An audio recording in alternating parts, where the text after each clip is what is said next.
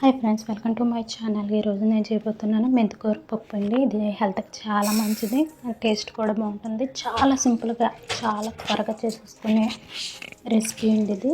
ఒక కప్పు ఎర్ర కందిపప్పు తీసుకుని అందులో శుభ్రంగా కడిగి పెట్టుకున్న ఆకుని వేసుకున్నానండి. మెంతాకు, ఒక 2 టమాటాలు, 3 పచ్చిమిరపకాయలు, 2 పచ్చిమిరపకాయలను ప్రింట్ చేసుకుంటున్నాను. ఒకటి నార్మల్ వేసేసాను. అందులో మనకు తగినంత సాల్టు, ఇంకా కారం కొంచెమేనండి, ఇంకా పసుపు, ఇవి వేసుకొని అందులోనే కొంచెం చింతపండు పులుసు వేసేసుకోవాలండి.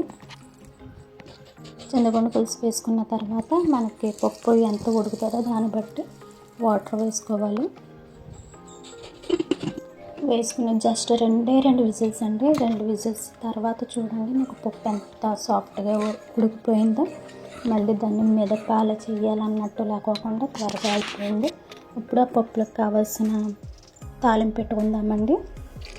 ఓకే, నేను దీనికోసం కొంచెం బటర్ వేసుకున్నాను. అదైతే చాలా టేస్ట్ ఉంటుంది. బటర్ వేసుకుంటే కొంచెం నూనె వేసుకున్నాను.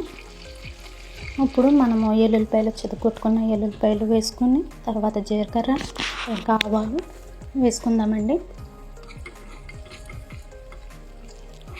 జీలకర్ర ఆవాలు బాగా కాలిన తర్వాత ఇంకా ఎనిమిరగాయలు వేసుకుందాము. ఎనిమిరగాయల తర్వాత ఒక 2 రెమ్మల కరివేపాకు కూడా బాగా ఆయిల్లో కాగిన తర్వాత మనం ఈ పోపుని ఏదైతే ఉందో అది మన పప్పు దాంట్లో వేసేసుకుందాం. అంతేనండి, చాలా సింపుల్గా అయిపోతుంది. దీనికోసం పెద్ద కష్టపడాల్సిన పనే లేదు.